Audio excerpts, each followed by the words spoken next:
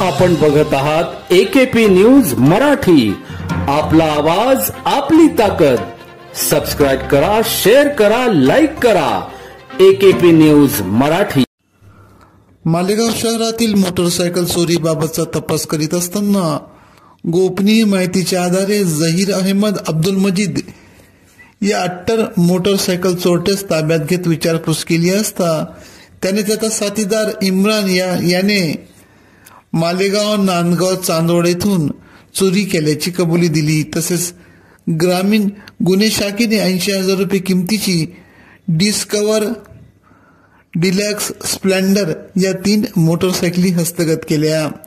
सदरची कामगिरी स्थानिक ग्रामीण गुन्हे शाखेचे पोलीस निरीक्षक राजू सुर्वे, श्री चेतन गिरीश बागुल, शरद मोगल, सुभाष चोपडा, योगेश कोळी, दत्ता माळी, देवा गोविंद, नंदू कोळी यांनी केली।